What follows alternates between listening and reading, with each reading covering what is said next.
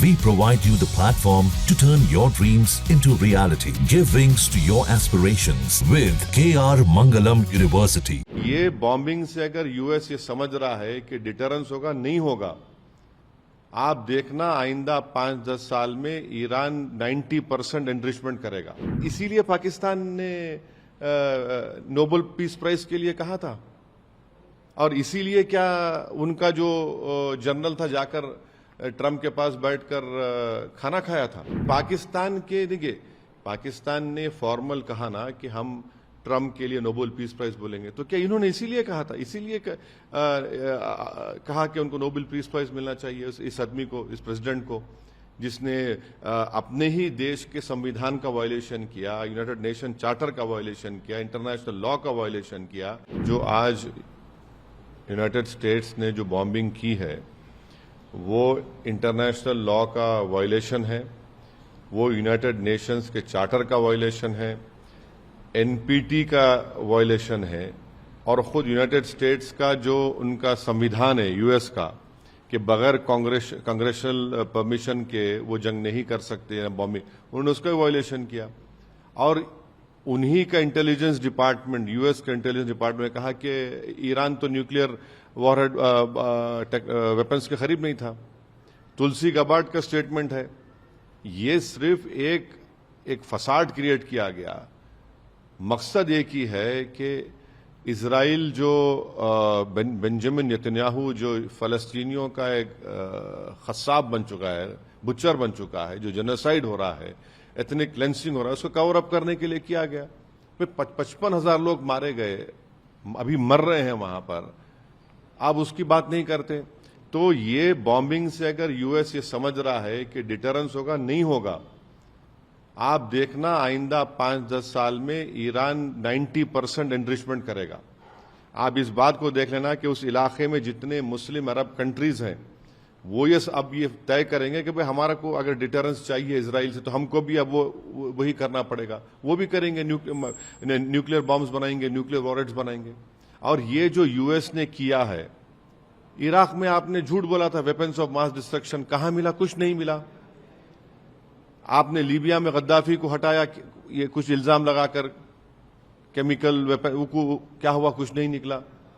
तो आप ये जो इंस्टेबिलिटी क्रिएट कर रहे हैं, ये इंस्टेबिलिटी आपको ही महंगी पड़ेगी। अगर कल वहां पर जंग हो जाएगी उस इलाके में, जो अब पूरे आसार नजर आते हैं, तो फिर पूरा इलाका एक आग की झोंक में होगा। और वहां पर 60 लाख से ज्यादा भारत के लोग काम करते हैं उस तमाम कंट्रीज में। हमारे इंडियन कंपनीज का इन्वेस्टमेंट है उन कंट्रीज में। एक बहुत बड़ा फॉरेन एक्सचेंज हमको वहां से आता है। और एक बात याद रखिए, जो गल्फ कंट्रीज में जो भारत के नागरिक काम करते हैं, इनकम टैक्स नहीं देते। वो नॉर्थ अमेरिका में इनकम टैक्स देते हैं, यहां पर हमको आता है, तो फिर कितना बड़ा नुकसान होगा सबका।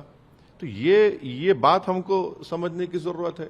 और आखिरी बात यह है कि इसीलिए पाकिस्तान ने नोबेल पीस प्राइज के लिए कहा था, और इसीलिए क्या उनका जो जनरल था जाकर ट्रम्प के पास बैठकर खाना खाया था, तब उनको ये तो सब एक्सपोज हो गए यहां से लेके वहां तक। पाकिस्तानी मुस्लिम आवाम को नहीं, पाकिस्तान के देखिए, पाकिस्तान ने फॉर्मल कहा ना कि हम ट्रम्प के लिए नोबेल पीस प्राइज बोलेंगे, तो क्या इन्होंने इसीलिए कहा था, इसीलिए कहा कि उनको नोबेल पीस प्राइज मिलना चाहिए इस आदमी को, इस प्रेसिडेंट को, जिसने अपने ही देश के संविधान का वायलेशन किया, यूनाइटेड नेशन चार्टर का वायलेशन किया, इंटरनेशनल लॉ का वायलेशन किया, एनपीटी का वायलेशन किया। तो क्या इसीलिए पाकिस्तान प्रेसिडेंट ट्रम्प को नोबेल पीस प्राइज के लिए रेकमेंड किया था क्या? सर, यूएस की भूमिका मिडिल ईस्ट रीजन में